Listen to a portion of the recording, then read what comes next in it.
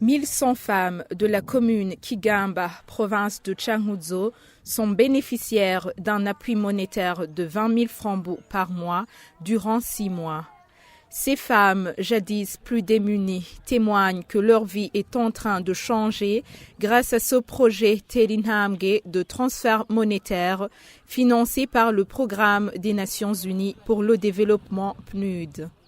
Claire Bakanibona, 45 ans, est l'une des bénéficiaires de ce projet. Cette veuve et maman de 5 enfants de la colline Rusagara, commune Kigamba, affirme que depuis qu'elle reçoit le transfert monétaire, sa production agricole a triplé.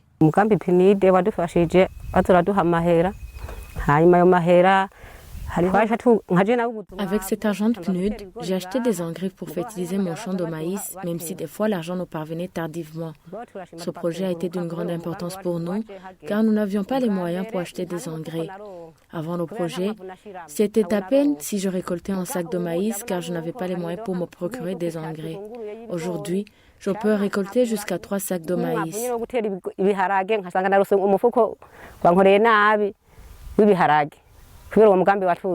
Tassienne Nijimbere, 33 ans, est une autre bénéficiaire du transfert monétaire de la province de Karusi. Grâce à cet appui monétaire, il a pu ouvrir une cafétéria située au petit marché de la colline Kigoma, commune Buhiga. Elle vend du lait, du thé, des beignets, du pain.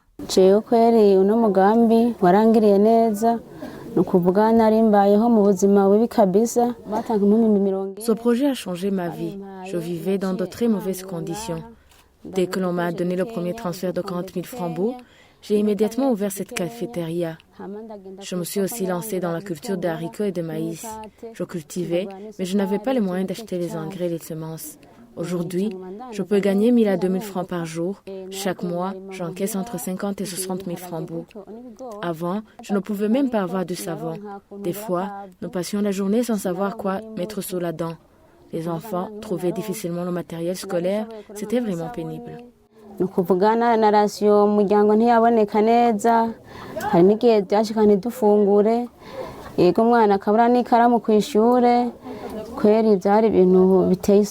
Dans le cadre du projet d'appui au plan communal de développement communautaire, le PNUD a appuyé les coopératives de la province de Ruyigi, notamment dans les formations en agropastorale.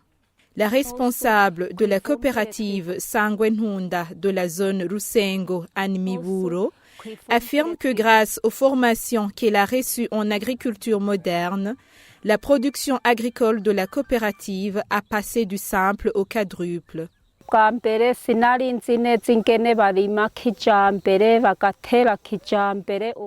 J'ignorais complètement les techniques d'agriculture moderne.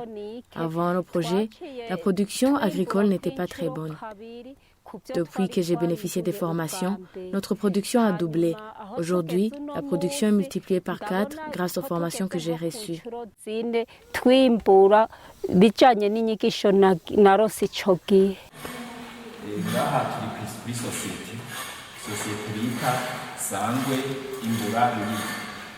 Une usine de transformation des produits agricoles, la société Sangwe Imbura de Ruyigi, a été installée à Rusengo au profit de toutes les coopératives de la province de Ruyigi.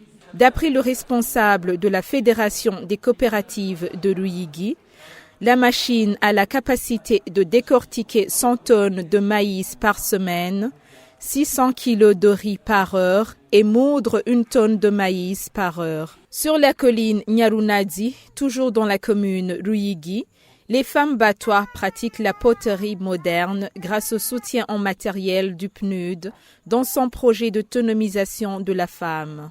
À l'aide des machines appelées les tours, elles façonnent des marmites, des assiettes, des vases, des tasses. Ces femmes témoignent que leurs conditions de vie s'améliorent.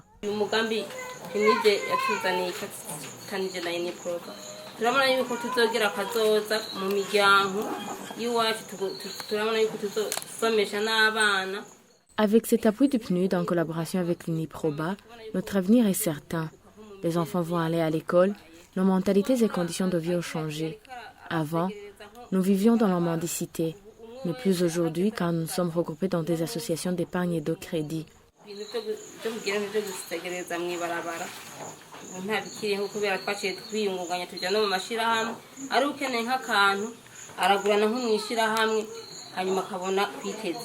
Ces femmes demandent que leur hangar de travail soit doté d'eau et d'électricité. Leurs œuvres sont souvent volées par les gardiens. Dans la province de Gitega, Marie-Josée Niyinitoreye, lauréate en environnement à l'Université polytechnique de Gitega, est à la tête de l'association Amis de l'environnement qui fabrique les biogaz pour remplacer le charbon en vue de protéger l'environnement. Cette association transforme les déchets organiques en gaz.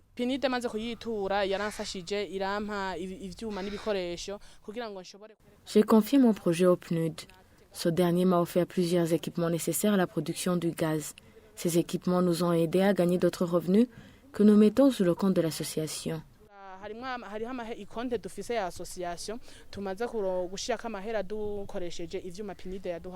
Mais cette association est encore loin d'atteindre son objectif de servir tout le pays en gaz, car il leur manque encore d'équipements importants.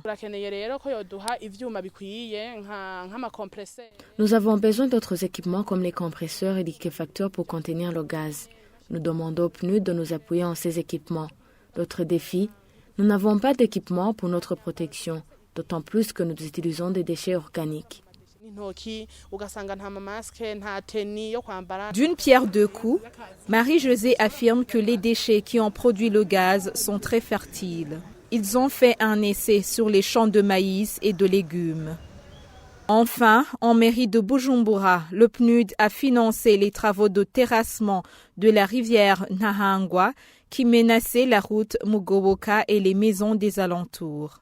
Désormais, cette route est praticable.